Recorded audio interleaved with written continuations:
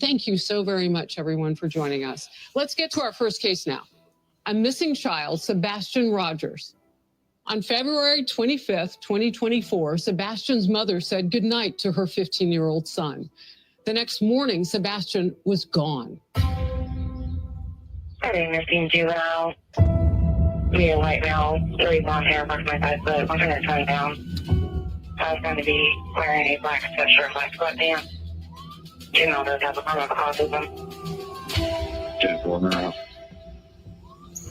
Sebastian is tall and skinny, has a contagious smile, loves video games, loves cats. Boundless amounts of energy. Sebastian reminds me of a deer prancing through the woods, you know, enjoying the smell, the breeze, new things. That's my son. February 25th, the day before Sebastian went missing, Chris was in Memphis at work. So Sebastian and I went to Texas Roadhouse.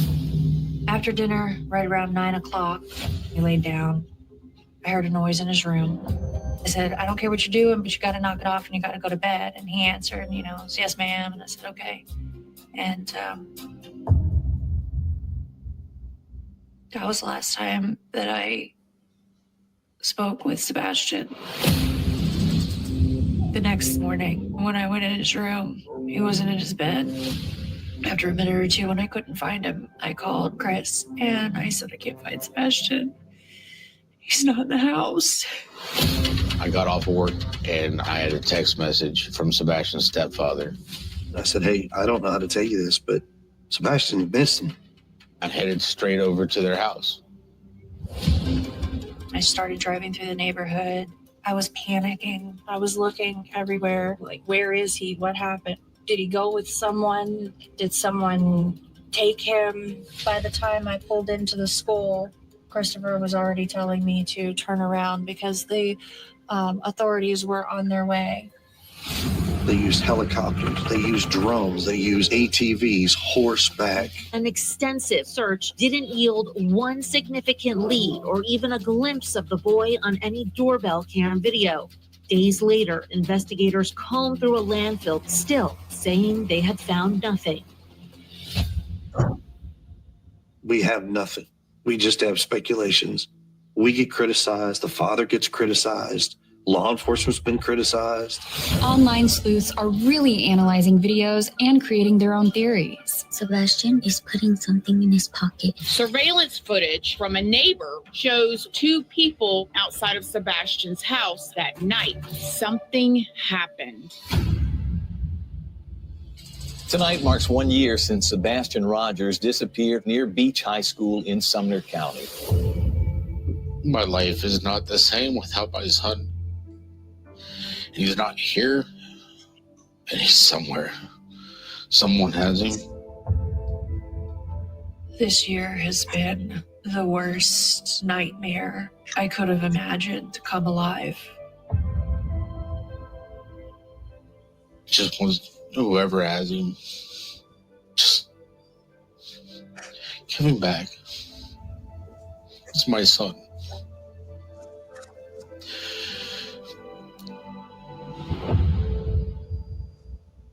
Wow, that dad. You can feel it. So we want to talk about theories now, Payne, and what might have happened with Sebastian. What are your thoughts? I mean, here's his house. They searched miles outside of that neighborhood for days. Helicopters on the ground. They even drained a lake. He's nowhere. I don't think Sebastian would have gone outside on his own. There's someone else involved here. Somebody who was familiar to him, but a stranger to everyone else. We also have to consider he could have left on his own volition. We know children on the autism spectrum tend to wander. According to the American Academy of Pediatrics, nearly half of all children on the autism spectrum will go missing at some point from their environment. Wow. But I think something caused him to flee his home. Was that into the open arms of a predator? Or was there a roaming predator that just happened to see Sebastian walking down through the neighborhood? And to me, one thing that stands out is his shoes. He always wore his shoes according to his mom. Yeah. She shared a story that as a younger boy, he walked through a pile of dirt, turned out to be a bed of fire ants, and he had a thing about always wearing his socks and shoes. I can't think that a 15-year-old child would get up in the middle of the night and leave without his shoes in February. It's cold. So for me, that says that someone has come and taken him, or someone else is involved. Someone knows something. And as easy as it is to be like, oh, that could never happen, like your bedroom is the safest place in the world. Well, no, bedrooms are not the safest place in the world. I was taken from my bedroom. It can happen to anyone. Yeah. So when you consider what you just said, Elizabeth, and according to Katie, that night, she goes to bed, he goes to bed, then around 10 p.m., there's a bump or a thud. She calls out to him. He says, you know, I'm fine. Yes, ma'am. I'll stop moving. And then that's the end of it. And according to her, when she went to bed, the doors were locked. And when she woke up, the doors were locked. Were the windows locked? That's a big question. Were they secure? Because if they weren't, it could mean one of two things. That thud, him responding, was someone else in there with him? Or someone was with him and going. Exactly. So I do want to bring up this home security camera footage. This looks like foot traffic right in here. Yeah, if you look at the footage here, you can see subject number 1, allegedly, right? It looks like something that's illuminated, which, by the way, we haven't mentioned it yet. According to Katie, there was a flashlight that Sebastian liked using that was missing. So you consider that, it does look like two people holding flashlights. Yes, that paints a picture that is foul play. Yes. So I want to help the public now. We want to find Sebastian. What do you say to people, Elizabeth? First of all, to the 16-year-olds of the country, the high school age, really, if you know someone who looks like Sebastian, if you know something about Sebastian, tell your parents, call into the show, call the police, report it. This might be the break that we need. To the parents, if you have seen a 16-year-old boy that looks like Sebastian, do not be afraid to pick up the phone and call. There is a $50,000 reward to help find him. Sebastian Rogers was about 5'5" when he was last seen, and he wears glasses. Sebastian is not comfortable with strangers. If you're someone from this small town and you're in this neighborhood, check your cameras. There might be someone sitting on some doorbell cameras footage. I bet you he's in this small town in Tennessee. Wow, that's an interesting theory.